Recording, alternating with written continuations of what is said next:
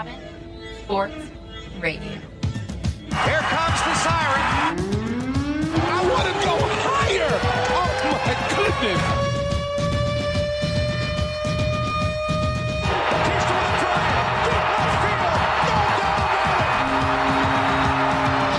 Posey will defend. Oh! LeBron James with no regard for human life. Pass is intercepted at the goal line by Malcolm Butler. Unreal. Oh, baby, for sure. Cabin Sports Radio starts now. Cabin Sports Radio back on the Cabin Radio airwaves for another week, brought to you by Sport North, moving sport forward. Joined in studio once again by Mr. Mike Gibbons. How was the weekend, Mike? Very good, man. Lots coming up on the show today.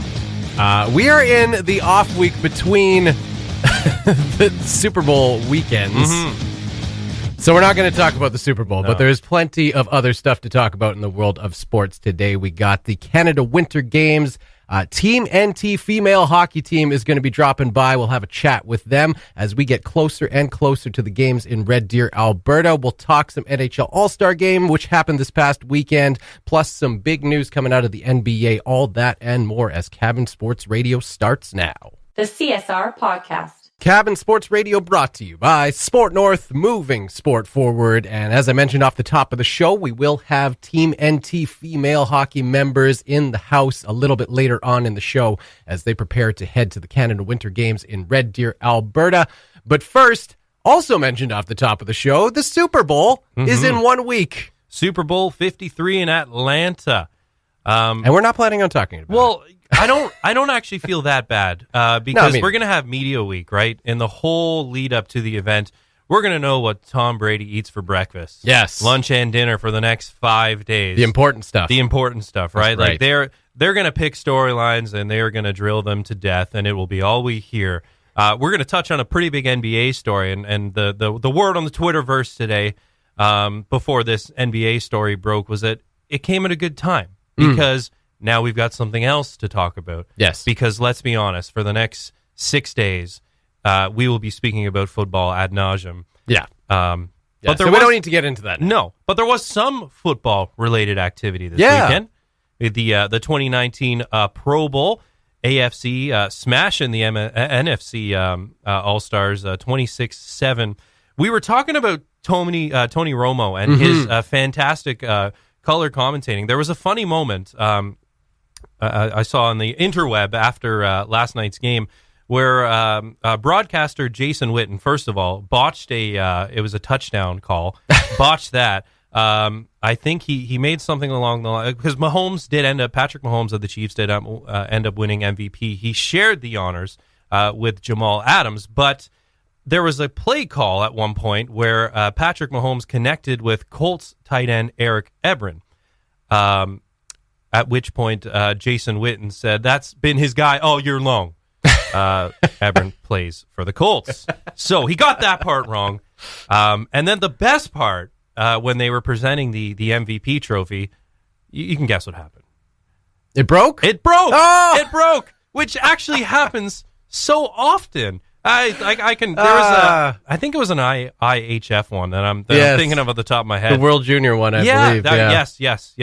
They got to make these things sturdier or something. But no, it was pretty fun. It was a tough day for broadcaster Jason Witten, former NFLer, but former teammate of new greatest color commentator of all time, Tony Romo. Yeah. Going very different paths in their retirement. He's got to take a page out of his book because it wasn't good. The trophy part was the best. So a bit of an all-star weekend, all in all, this past weekend, as we were just talking about the Pro Bowl, which took place yesterday, and the 2019 NHL All-Star Game and Skills Competition happened this past weekend in San Jose as well. And before we get too into it, I want to apologize right off the top. I feel like last week's show, we were dumping on the NHL All-Star Game with reckless disabandon. And I mean, I don't necessarily take anything back that we said, because I mean, we weren't like trashing the league or anything. We were just kind of pointing out a fact that, compared to all the other professional sports leagues in North America, the NHL All-Star Game is traditionally, historically, has been the worst one to watch. And that's kind of just the way it is. And I didn't give this one. This is how little attention I paid to and have paid to the NHL All-Star Game the last few years, despite being a huge hockey fan. Right. I'd have no time for the NHL All-Star Game. I didn't even know they were doing a 3-on-3 mini game knockout tournament style. When I read that, I was like, that's pretty cool. I kind of wish I had watched it now. But I also had a moment when I think it was Thursday night. They were doing the NHL All-Star. It was like the preview special. Okay. And so they had all the NHL All-Star players there, and they were kind of doing this presentation thing where, they're introducing all the players to the media. I guess it was sort of like a media night. And it was, this big song and dance, big production. They introduced all of the players individually. They had, walkout music for them and stuff. And it was awful. It was awkward. We all know that professional hockey players are grilled throughout their careers to have arguably zero personality. Again, compared to pretty much all major North American sports, hockey players just are made of cardboard in comparison. And for whatever reason, that's the way it is. And this kind of came out. It was inescapable in this All-Star preview show. They were kind of awkwardly walking on stage, giving a little smile and a wave. And I was watching. I was like, well, this is excruciating for them and everybody else. But then I kind of had a moment where I was like, but you know what? They're being great sports about it. They know this is kind of awkward. They're gritting and bearing it. I'm assuming they didn't really have a choice, but they're being good sports about it. And then I thought, well, here's Lecter, big jerk on Cabin Sports Radio, who's just dumping all over it, being all negative and not finding anything positive about the NHL All-Star Game. And then, of course, I started thinking back to my childhood when, we used to really look forward to the All-Star Game. And there were moments that stuck with you. Of course, Owen Nolan pointing out his top shelf snipe, which actually was the last All-Star Game that they held in San Jose. Yes. Was that moment. And that was a moment that, my generation, we were all doing that the next day of hockey practice. We were all coming in on goal, pointing at the top shelf and trying to do it. So, I mean, it reminded me that it's not for me anymore. It's for the kids who are, just young hockey fans and just getting into it and having these kind of moments made for themselves. So that is a very long-winded apology for dumping all over the NHL All-Star Game last week. I'll offer one as well. But to be fair, I think what we were mostly criticizing were some of the selections. Well, that's true. Which did feel a little out of left field. Yeah. You mentioned the crowd reaction. They were pretty tuned in. It felt like every other Pacific team was booed mercilessly. John Tavares, for whatever reason, because he didn't have a free agent meeting with them, was booed mercilessly. Yeah, and then of course Sidney Crosby. Who else joined him from the Penguins? Sidney Crosby, Chris Letang, I believe was so there. Obviously they were because they won a Stanley Cup over them. Yes. There were some other ones too. So they were still engaged, right? They were still having a good time, right? So this is the fourth year now that they've done this 3-on-3, and I do actually kind of like it too. You got the four divisions, so you get the two Eastern Conference ones facing off as they would in the playoffs as well. So Metropolitan versus Atlantic, and then Central versus Pacific. In a fun little 3-on-3 game, the winner advances to the final, and then no defense, whatsoever. Final score 10-4. I think the Central smashed the Pacific, and then on the other side, I want to say 7-4. Metro beat the Atlantic, and then in the final 10-5 for the Metropolitan. So they end up winning the whole thing. But it looked like some pretty fun. Who doesn't like 3-on-3 hockey? Well, exactly. It's fantastic. And I mean, had I looked a little more into that beforehand, probably would have made a bit more sense as to why the teams were made up the way they were. We were questioning why there were two goalies per division. That obviously being the reason why. So, but Jimmy Howard, he's still in Jimmy, there. I don't know. Either way, sounded by everything I've read and everything I've seen since this past weekend, seemed like it was a great All-Star weekend. Of course, the biggest story being Kendall Coyne Schofield becoming the first female to participate in the NHL skills competition. She was tapped to replace Nathan McKinnon, who had pulled out of the All-Star Weekend, and he was supposed to take part. She was his replacement, and looked amazing. I don't know if you've seen the video. Yeah. She was flying around that rink. They invited two Canadian women from our national team and two women from the American national team.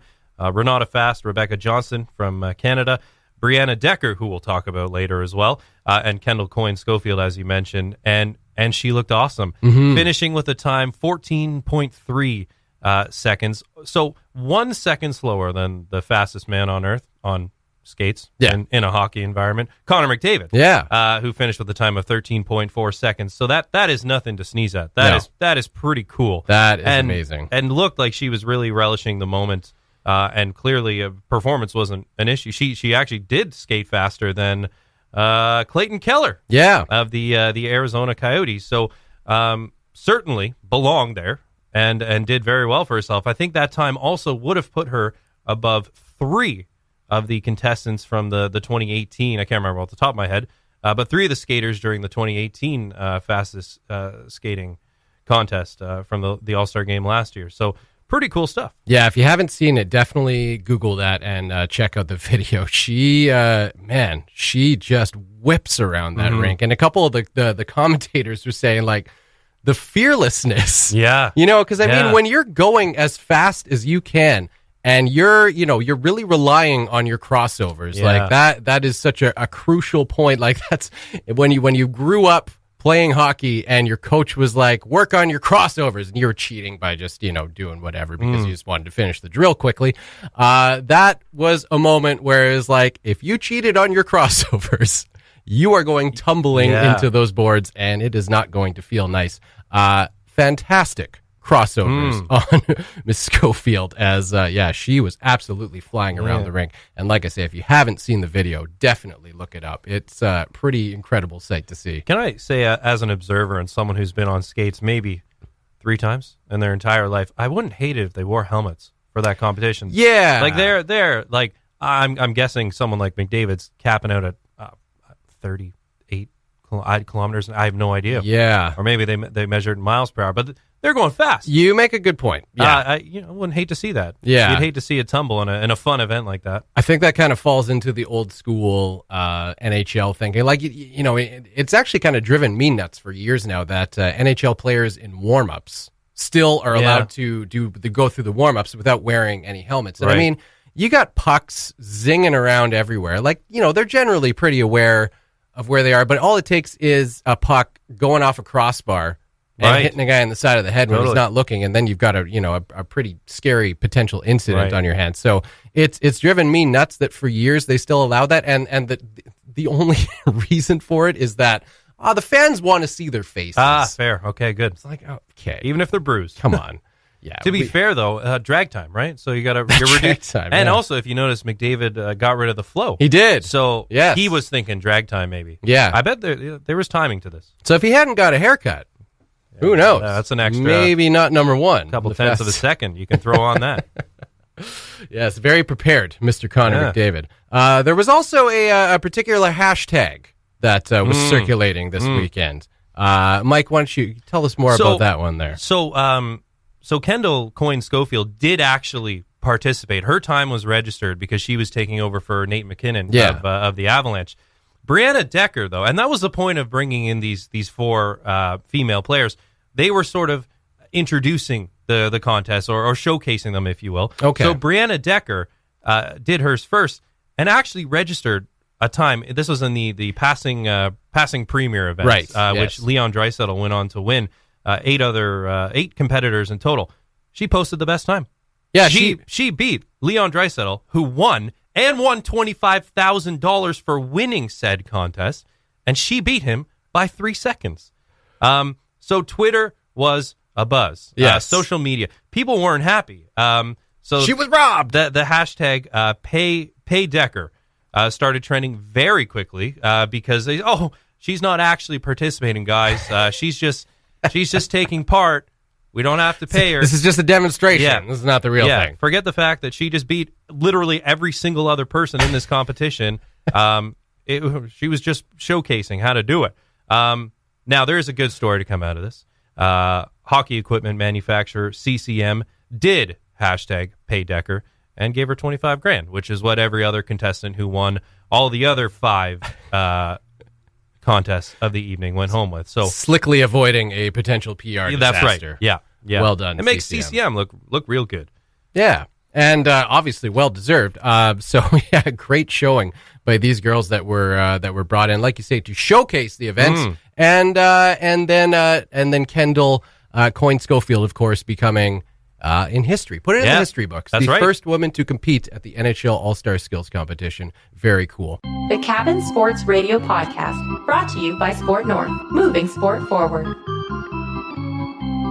We are back on Cabin Sports Radio. We have members of the Team NT female hockey team that's going to be headed to the Canada Winter Games in Red Deer in, a little over 3 weeks now. They participate in week 2 of the Canada Winter Games. We've got Sarah Fleming, who's a left winger, and Taylor Catcher, who plays defense. Welcome to Cabin Sports Radio. Thank you. Thank you. Thank you both so much for joining us. So very exciting. Obviously, the Canada Winter Games coming up. Sarah, this is your second Canada Winter Games. Taylor, this is your first. Very exciting for you. Sarah, let's start with you. Obviously, you mentioned this is your second Canada Winter Games. What did you learn in your first one that you're looking to carry forward to this year? I learned that you have to compete at their level in order to play at the level that you're supposed to. I don't really know how to say that.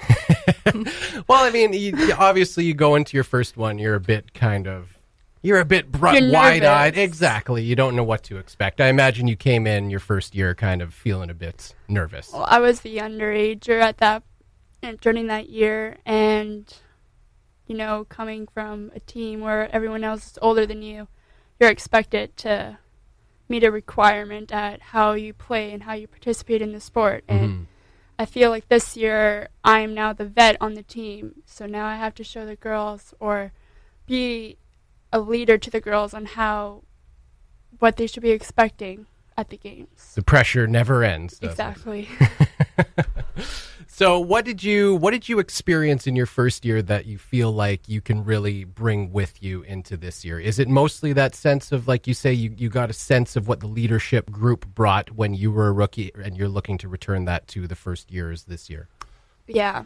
Yeah. I feel like that's probably the main thing that I would take from last time to this kind of games. So first game is Sunday, February 24th against Prince Edward Island. What do you know about that team? Nothing. Not too much at all, eh? No, all I know is that they're from PEI. It's a good start. I feel like it's probably a good first test for Team NT. You're not kind of jumping immediately into the lion's den. I mean, you obviously know that like Team British Columbia is going to be very strong. Team Ontario, they're going to be very strong. I feel like Prince Edward Island is a nice tester to start you with.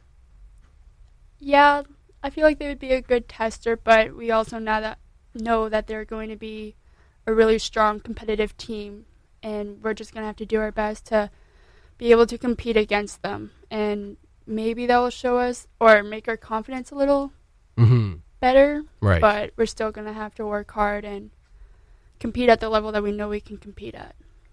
You were part of the Arctic Winter Games team that brought home a silver ulu last year, correct? Correct. Do you feel like there's some confidence kind of coming off the heels of that tournament going into this one? I think there is, knowing that we placed fairly high in Arctics and that we did fairly well. I think that we can take that confidence and bring it over to Canada Games and show we did well at Arctic Winter Games. We can do well at Canada Games if we just compete the way we know we can. Taylor, this is your first Canada Winter Games. What are you most excited about? I'm excited about getting to have a great experience with the team, with the girls' team that I can build strong relationships with and just get to have some fun. You've got some teammates like Sarah here who have been to a Canada Winter Games before. Have they told you anything to expect, anything to kind of be aware of as you head in? No, just to have fun. Just to have fun. Yeah. Yeah. Okay. Well, you're taking place on the second week of the Canada Winter Games. Do you feel like does that sound good to you? Like, I obviously the first week you would just kind of go in without thinking. How do you feel about going in when you've already got a week to watch some other sports, do their thing? Do you like that better, kind of getting a bit of a sense of the lay of the land? Sorta. I mean, I like to just get right into it, just so I can not have nerves or anything. So I just want to just go play. Awesome. Okay. Well, it's getting closer and closer. Just over a month now until you head there. So very excited for both of you. Taylor, Sarah, thank you so much for coming in today and being our guests on Cabin Sports Radio. And good luck in Red Deer. Thank you. Cabin Sports Radio. Cabin Sports Radio brought to you by Sport North, moving sport forward. We have somewhat breaking news here on Cabin Sports Radio. It was announced just about an hour ago, TSN announcing that the Toronto Maple Leafs have traded with the LA Kings for defenseman Jake Muzzin. A huge deal for the Toronto Maple Leafs. Heading the other way, Carl Grundstrom, the rights to defenseman Sean Dursey, and a Leafs 2019 first-round draft pick wherever that happens to find itself. Big news for the Toronto Maple Leafs. This is someone who they have been kind of targeting, not officially. It's not like the Leafs came out and said, hey, we're looking at Jake Muzzin. We're pressing hard for him or anything like that, but there have been a lot of rumors for most of the year so far. Everyone knew that the Leafs were looking to add a top four defenseman. Right. That's kind of been their order of the day, really ever since last year, when it became pretty apparent in the playoffs that was something that they needed to add. And so that's been the talk heading into and through this year, is that they needed to upgrade on defense. Apparently not waiting around until the trade deadline, February 25th. They have pulled the trigger and made a deal. Jake Muzzin, now a Toronto Maple Leaf. Yeah, so we were talking off air of when the NHL trade deadline was, and this came across the ticker, and believe it or not, he would be the fourth highest paid defenseman on the Toronto Maple Leafs, so a pretty good cap hit. Yeah. And not necessarily just a rental. He's secured through the 2019-2020 season as well, set to become an unrestricted free agent in 2020-2021. So $4 million cap hit over the next 2 years. 29 years old, right in his prime, who won a Stanley Cup in 2014 with the Los Angeles Kings. And as you mentioned, someone that will bring a little bit of grit, a little bit of sandpaper. Yes. 6'3", 215, 50 playoff games. So unlike most of our blue line, the Maple Leafs blue line, that is, someone with championship pedigree, someone that has experience going deep in playoffs, playing physical, important games. When the intensity gets cranked up a little bit, games become more physical, and they desperately needed that. We knew they were going to try to shore up the blue line. They really needed to. The story at the beginning of the year, obviously, the contracts around their three players whose entry-level contracts are expiring at the end of this season. They needed to take care of that. But then you're left looking at the cap situation and what's realistic, what can they do going forward. Right. And if you're looking at sellers, there probably isn't a better one than the Los Angeles Kings, a league where sitting at the bottom of the standings. They feel this is in the best interest of their team. They get two prospects and a pick, which could always turn up to be something. So really a trade that looks like it might benefit both sides. We'll see with time. Another important note, plus 10 on the season for a defenseman who is playing on the league worst minus 36 Los Angeles Kings. So looks like it could be a pretty good pick for the Leafs. Yeah, obviously Drew Doughty, is the marquee name on the blue line for the LA Kings. That's someone who especially when he re-signed with the Kings, he's not going anywhere. He is their cornerstone player on the blue line for sure. But most people saying Jake Muzzin has been their best defenseman this year. Yeah. Despite, all the talent that Drew Doughty has, Muzzin has apparently been their best player so far this year on the blue line. So very exciting that the Leafs get someone that they were targeting, someone that they need, and someone who apparently is coming in playing some pretty good hockey too. So all around, pretty exciting trade for the Toronto Maple Leafs and all of those in Leafland. That's right. And there were some questions around what defenseman would be available as part of the trade market. We did hear his name sort of mentioned a couple of weeks ago when trade chatter's certainly going to pick up now. This could be the first domino to fall. Yeah. We're less than a month away now. So things could really start heating up. But we knew they needed to go out and get a defenseman, and they've done just that. Yeah, Kyle Dubas might have just lit the fuse there. Yeah, that's right. Trade frenzy time. Yeah. Also, the talk NHL. they might be able to finally get pen to paper with Mr. Matthews. Yeah. There's talk that's picked up some steam in the last couple of days here, and some optimism that it could get sorted out sooner than later. So, Mr. Kyle Dubas has been pretty busy. Yeah, pretty exciting news there. Obviously, that's been another big storyline with the Leafs for most of the season. Certainly ever since William Nylander was finally signed, everyone started looking forward to this offseason, which you had Mitch Marner and Austin Matthews, two of the team's biggest stars that are going to be free agents and need a new contract. Yes, reports coming out that Austin Matthews may be signed by the end of this week. Obviously, we don't know anything for sure, but if people are putting any kind of faith in that, you got to think there's something there. There's got to be some smoke there. You were saying that you had read that Mitch Marner and his camp apparently no interest in negotiations until the end of the season. His agent has come right out saying that there will be absolutely no contract negotiations during the season.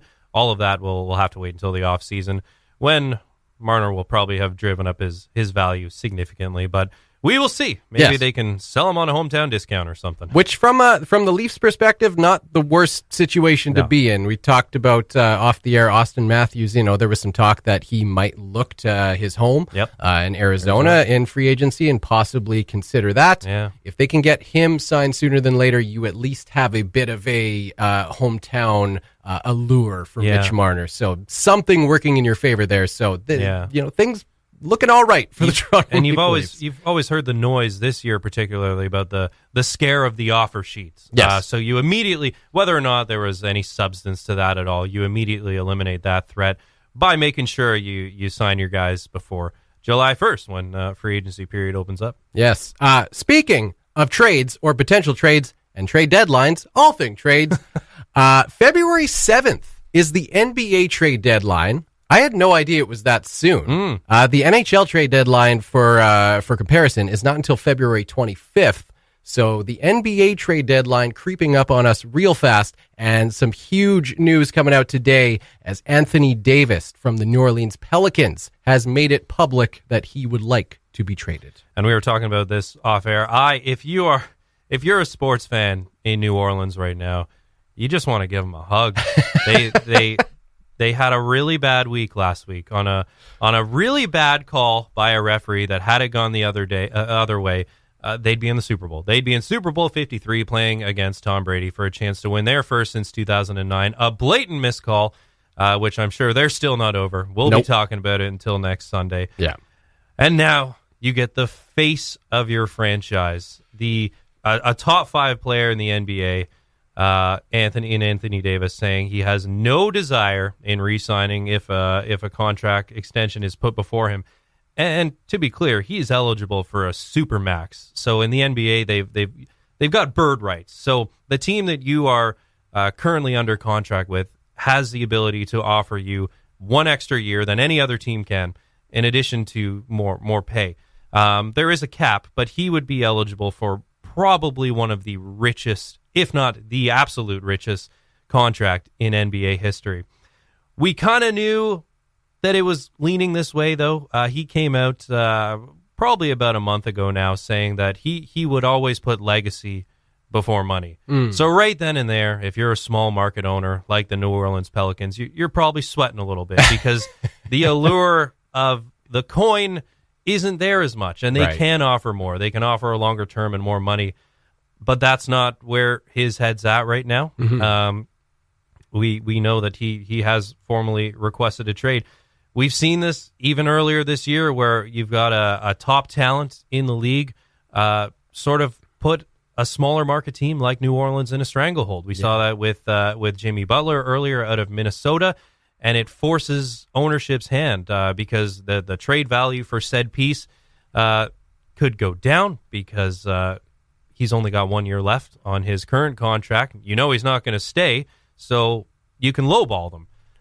So the obvious suitors, the front runners to come out right now, you got to think of the Lakers. Yeah. LeBron James. They have been very aggressive since they lured him to L.A. over the summer. Right. And even the timing is all very funny. LeBron James and Anthony Davis share agents in Rich Paul. Right, yes. And then just this week, actually, the Los Angeles Lakers came out saying they plan to be very aggressive ahead of the February 7th trade deadline, and they want to pair another star/superstar with LeBron James and Anthony Davis. If that's the case, would almost certainly fit the bill. A top 5 player for sure, dominant on both ends of the court, offensive, defensive, the best player at his position, at the power forward position. The Lakers, because they have so many young pieces that they are seemingly willing to part with, even if it means a package centered around Lonzo Ball, Brandon Ingram. Man, you got to think that LeVar Ball would not like that. He would not be happy to see his son. And we don't want to upset LeVar. No. Could you imagine if his son goes from L.A., Showtime, to New Orleans? That would not be good for him. And even Kyle Kuzma and picks. It could take a package of that size because he's such a sought-after player. Right. But you'd have to think that the Lakers are the absolute front runners. And then there's some other teams that could squeak their way in there as well. But we will see. The trade deadline is coming up pretty quick, and who knows? This could happen even before then. I was reading about some insinuations of potential tampering, and I think it was to do with the fact that LeBron and Anthony Davis, as you mentioned, have the same agent, and just like you said, a few of the kind of surrounding statements that have been made by the Lakers, by Anthony Davis earlier in the year, by his agent. There's a few kind of things going around, and people are kind of wondering, is there something else going on here? Yeah, and well, LeBron James was front and center earlier this season. Small market owners were furious over his Anthony Davis remarks. It was an honest question from a reporter, to which James said, "Yeah, I'd love to play with Anthony Davis. Yeah, who wouldn't? Yeah." However harmless that might have been, when it comes from the mouth of LeBron James, it was not received well on the part of small market owners who were reportedly furious because people want to go to the bigger markets. There's more draw, there's more allure there. People have already pretty much said Kevin Durant is going to the New York Knicks next year. And then anytime there's a marquee free agent, in fact, the Lakers were fined, if it wasn't last year, I think it was the year before Paul George, another California native, before he re-signed with the Oklahoma City Thunder after being traded from the Pacers, was always linked to his hometown. And Magic Johnson made some questionable tampering type moves that the league was not happy with. They were slapped with a fat fine. So the Lakers are usually at the center of this because there is the allure of going to L.A. But between that and the agents, you'd have to think the Lakers are the front runners here. You would have, it was obviously a different situation because it was LeBron's hometown. But when he returned to Cleveland and, made obviously a huge buzz there, you would have thought maybe that would have been like, hey, here's what can happen if we're not all just focused on playing in New York, and playing in LA and playing in Miami. Here's what can happen when you try something else. Go play for your hometown. Go, be embraced by a smaller market. What's so bad about that? I guess you're a big fish in a small pond. Obviously, it's easier to kind of be anonymous, or at least, it's impossible to be anonymous if you're LeBron James. Yeah. But if you're a second or third tier kind of player, it's obviously a bit easier to be anonymous in a place like LA. But man, you would have thought, with the buzz he created there and the great time he seemed to have while he was back in Cleveland, that maybe would would spread that, that allure of playing in the big market thin, but no, apparently not. So many players are diversifying now, though. I mean, outside of the game of basketball, their name is a brand. Right. So whether it be through endorsement deals, apparel, footwear, what have you. LeBron James has his own entertainment production company. Right. We know about Space Jam, yes. too. What have you. Like they diversify, and you can get more of that in the bigger markets. You can brand yourself more, just more opportunities. But you have those people who are now held as these, small market. Paul George being one of them, just signed a 4-year deal to remain in Oklahoma City, was formerly in Indiana. The allure of LA was there, and he stuck with them. So that's why people are hoping Kawhi, who's a bit of a weird guy, so they say maybe he'll, maybe he doesn't want the big bright lights. He said he's wanted it before. Yeah. But who knows? Like winning can change things, and being in a different market can change things. So time will tell. As it relates to Anthony Davis, so maybe someone like the Celtics could squeak in, but it would have to be in the summer. They would have to get rid of Irving, which I cannot see happening. There's all the people out there saying, Masai Ujiri, man, just pull the trigger. Like, you're all in right now with Kawhi. We could lose him at the end of the year. Just pull the trigger. Get Anthony Davis here now. Increase your chances. Maybe win a ship. Who knows? One more thing on the NBA before we head to the break. James Harden. Will he ever stop scoring, Mike? It's incredible, the run he's on right now. 23 straight games of at least 30 or more points. In fact, played the Raptors last week, and it was the highest over-under for a point total for one player in certainly the modern era, because you got to think back to the days of Wilt, and right. I don't even know if betting was a thing then in over-unders. But 42.5 points was what the over-under was set at. Funny enough, heading into that game, Kawhi Leonard, of all defenders in the National Basketball Association, and this is why Raptor fans feel happy having him on their team, James Harden shoots the worst against him than anyone else. 27% around there, field goal percentage, I want to say. He still dropped 35 on us, which was a quiet night. A quiet night of 35 points. 35 points. People love to go to Madison Square Garden and just light them up. We're talking about the bigger markets, and people want to go there and put on a show. He dropped 61 on them a week ago. He's putting up numbers that we have not seen. He broke Kobe's streak of 17 straight games of 30 or more in the modern era. He's currently sitting at 36.3 points per game on the season, but over this 23-game stretch, almost 43 points a game. My God. And they're winning. They've gone from 14th in the West, are now sitting in 5th, and they have been missing Clint Capella and Chris Paul, who only just returned to action last night. So obviously this run has firmly brought him back into the MVP discussion, especially given the amount of time those other key guys have missed. And if you think back to last year, they were truly the only team to challenge this iteration of the Warriors.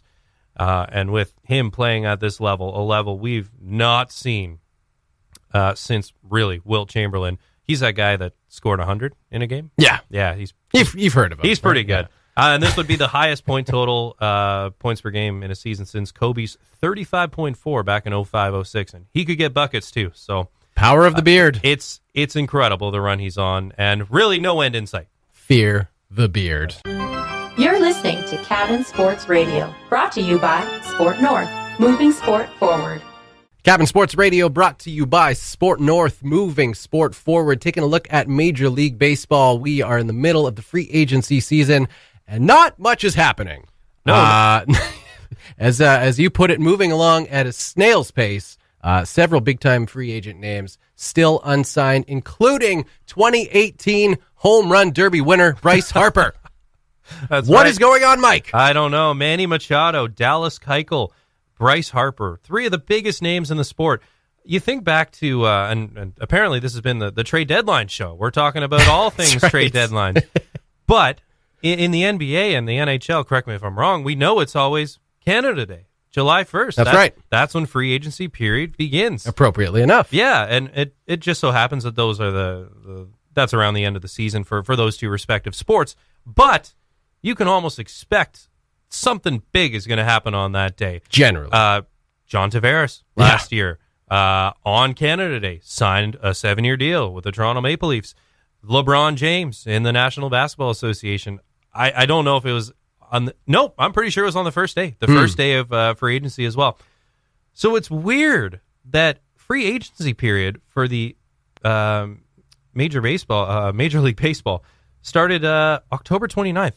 And there have been some lower tier, mid-tier signings. Right. The Jays losing 2 pieces, actually.